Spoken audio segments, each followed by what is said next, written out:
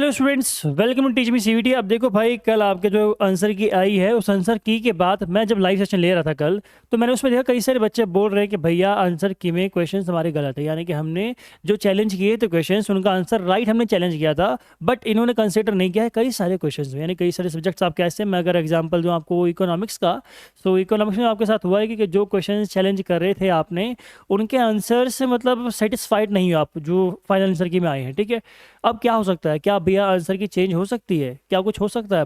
भाई देखो, पहली बात तो मैं एक बात बताऊं कि चैलेंज करने का जो मौका था वो प्रोविजनल आंसर की में ही था। ठीक है, वहीं पर आप लोग चैलेंज कर सकते थे, वहाँ पर आपको सफिशिएंट टाइम भी दिया गया था। बिकॉज आई गेस कि 7 जुलाई को आपकी प्रोविजनल आंसर की आई थी और उसके बाद बहुत ज़्यादा टाइम था बस चैलेंज करने के लिए, हालांकि 2 ही दिन का टाइम था। बट अब क्या कुछ हो सकता है? तो भैया बहुत मुश्किल है। ठीक है, अब चैलेंज करना बहुत मुश्किल है। मैं आपको एक और चीज़ दिखाऊं कि अगर आपने आंसर की देखी होगी तो कई सारे क्वेश्चंस में आपको 2-2 आंसर्स दिखे होंगे। ठीक है, 1,2 और 1,3 ऐसे करके आपको 2-2 आंसर्स दिखे होंगे, और कई सारे क्वेश्चंस जो गलत थे वो ड्रॉप भी हुए हैं। ठीक है भाई, तो ऐसा है कि भाई एनटीए को जो लगा था उन्होंने किया। ठीक है, उन्होंने 2-2 क्वेश्चन, एक क्वेश्चन के 2-2 आंसर्स भी दिए आपको, तो उसमें दोनों ही सही है। ठीक है, अगर 1,3 लिखा है तो 1 भी आंसर है उसका और 3 भी आंसर है। जिसने 1 मार्क किया उसको भी नंबर मिलेंगे, जिसने 3 मार्क किया उसको भी उसके मार्क्स मिलेंगे। अब जिसने 2 और 4 किया उसको नहीं मिलेंगे। ठीक है, तो ये मत सोचना कि जिसमें 2 आंसर है वो सारा सही माना जाएगा, उसमें ऐसा नहीं है। सिर्फ उन्हीं दोनों ऑप्शन को करेक्ट माना जाएगा आपका। और अगर बात करें हम लोग क्या भाई अब कोई चेंजेस पॉसिबल है, तो भाई देखो, आज तक तो ऐसा कभी नहीं हुआ है कि फाइनल आंसर की में चेंज हुए हो, आज तक नहीं हुआ ऐसा। ठीक है, अब कुछ भी हो, आप लोग भले ही बोलो भैया इंग्लिश के आंसर की गलत है या फिर इकोनॉमिक्स के आंसर की गलत है, जो एनटीए ने बोला वो फाइनल है। बिकॉज एनटीए ही आपकी जो एजेंसी है वो डिसाइड करती है क्या होना है क्या नहीं होना। ठीक है भाई, तो अब बहुत मुश्किल है। बाकी देखते हैं हम लोग और चीज़ें क्या क्या है डिस्कस करने के लिए। देखिए भाई, देखो पहले बता दिया मैंने चैलेंजेस, क्या चेंजेस पॉसिबल है? तो चेंजेस तो पॉसिबल यहाँ पे बिल्कुल भी नहीं है। चेंजेस पॉसिबल होने की संभावना बिल्कुल ही लो है, यानी कि है ही नहीं चेंजेस पॉसिबल। ठीक है भाई, बहुत कम चांस है। बाकी अगर बात हो होता क्या है, देखो भाई, अगर आपको फिर भी आंसर को चैलेंज करना पड़ता है ना, तो बहुत लंबा प्रोसीजर, इसके लिए आपको कोर्ट में जाना पड़ता है, सुप्रीम कोर्ट में। फिर उसमें ये नहीं कि पिटीशन फाइल करवाने के लिए भी कई सारे दलाल बीच में आ जाते हैं। ठीक है, जो आपसे पैसे भी लेते हैं। फ्री प्रोसेस होता है पूरा का पूरा, पूरा प्रोसेस फ्री का है। बट उसमें ये होता है ना कि जितने ज़्यादा नंबर ऑफ एप्लीकेंट्स होंगे, जितने ज़्यादा नंबर ऑफ एप्लीकेंट्स होंगे उतने ही ज़्यादा उसकी हियरिंग की पॉसिबिलिटी होती है। ठीक है, आपने अभी जो नीट का हुआ था उसमें देखा होगा कि फाइनल आंसर की जो उनका रिजल्ट आया था फाइनल, उसमें घपला था, तो उन्होंने क्या किया, सुप्रीम कोर्ट में पिटीशन डाली थी।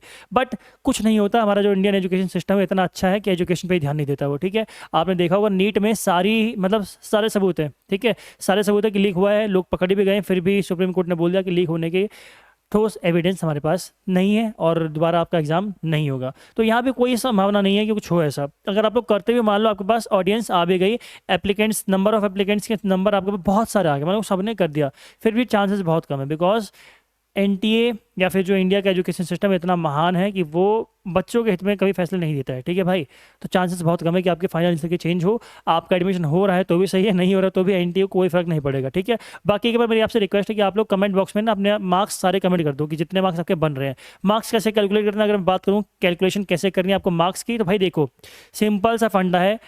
एनटीए ने अपनी गाइडलाइंस मेंशन कर रखा था क्या, कि अगर आप लोग एक क्वेश्चन राइट करते हो, ठीक है, क्या है आपका फॉर्मूला, 1 क्वेश्चन अगर आप लोग राइट करते हो तो आपको मार्क्स मिल जाएंगे कितने, एक क्वेश्चन राइट करने में मार्क्स मिलेंगे +5, यानी कि 5 मार्क्स आपको मिल जाएंगे।